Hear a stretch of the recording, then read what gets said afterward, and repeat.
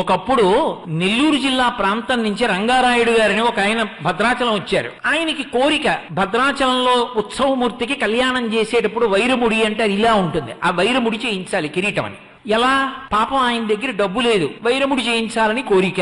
ఆయన రోజు రామ రామ రామ రామ రామ రామ రామ అని రామచంద్రమూర్తితో ప్రార్థన చేసుకు పడుకునేవాడు. సీతారామ కళ్యాణం దగ్గరికి వచ్చేస్తోంది, కొన్ని నెలల్లోకి వచ్చేసింది. రామచంద్రమూర్తి కల్లో సాక్షాత్కరించారు. బెంగ పెట్టుకోకోయ్, నీకు మీ తండ్రి గారు ఇచ్చినటువంటి ఇంట్లో మధ్య గది తవ్వు, అక్కడ 6 మణులు ఉంటాయి, ఆ 6 మణులు తీసి నాకు వైరముడి చేయించన్నారు. ఆయన తిన్నగా వెళ్లి వాళ్ళ తండ్రి గారు ఇచ్చినటువంటి ఇంటి మధ్య గది తవ్వించారు. 6 మణులు దొరికాయి. 6 మణులతో వైరముడి చేశారు. కంసాలులు అన్నారు, ఆ మధ్యలో ఒక్క మరకతమణి వేస్తే అందం వస్తుంది, ఆ మరకతమణి లేకపోతే ఇది పిడితే అందం రాదు అన్నారు. ఎక్కడొస్తుంది మరకతమణి?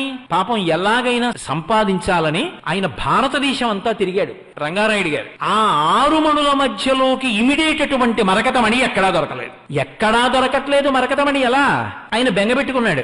రామచంద్రమూర్తి యొక్క ఆజ్ఞ, ఒక వారకాంత దక్షిణ దేశం నుంచి వచ్చింది. వచ్చి, అయ్యా ఎప్పటి నుంచో నా చేతికి ఉంగరం ఉంది, నాకు రాముడు చెప్పాడు ఇందులో మరకతమణి ఉంది, మీరు వైరముడి చేయించారట, తెల్లవారితే శ్రీరామనవమి, ఈ మరకతమణి ఆ కిరీటానికి సరిపోతుందని నన్ను పంపించాడు. సరిపోతుందని ఆయన అన్నాడు కాబట్టి సరిపోతుంది, తీసుకోండని ఉంగరం ఇచ్చింది. కంసాలుల్ని పిలిపించి ఉంగరంలో మరకతమణి తీసి వైరముడిలో వేశారు. ఖచ్చితంగా సరిపోయింది.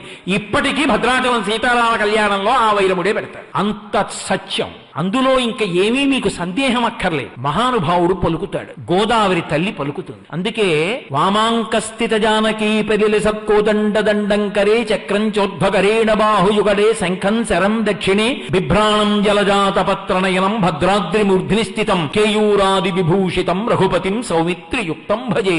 ఆ రామచంద్ర ప్రభువే భద్రాచలంలో విలిసి ఉన్నాడు అని స్పష్టంగా శంకర భగవత్పాదాచార్య స్వామి వారు తన ప్రార్థనా శ్లోకంలో ఆవిష్కరించి ఉన్నారు.